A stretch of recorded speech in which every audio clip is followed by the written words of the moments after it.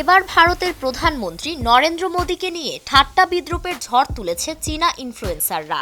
ভারত ও মোদীকে কটাক্ষ করে তারা একটি গানও বানিয়ে ফেলেছে। এই গান ইতোমধ্যে সোশ্যাল মিডিয়ায় ভাইরাল হয়েছে। তবে হঠাৎ কেন ভারতকে নিয়ে গান বানালো চীন?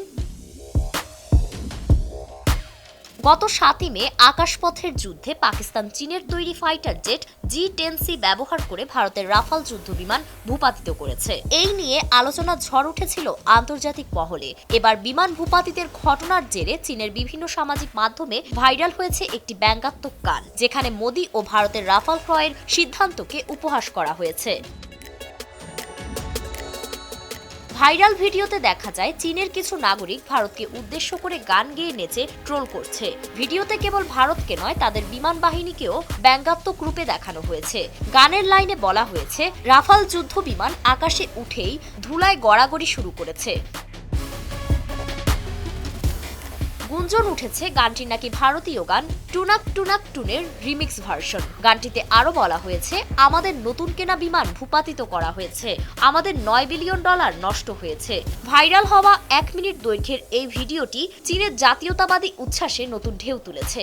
পাকিস্তানি সামাজিক মাধ্যমেও তুমুল বেগে ছড়িয়ে পড়েছে গানটি। পাকিস্তানি নেটিজেনরাও এখন ভারতকে কটাক্ষ করতে শুরু করেছে।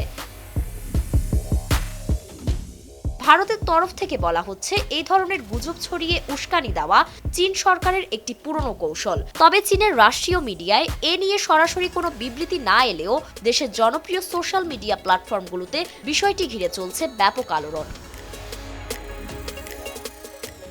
তবে চীনের এই গান নিয়ে ইতোমধ্যে সোশ্যাল মিডিয়ায় ক্ষোভ প্রকাশ করেছেন ভারতীয় নেতারা।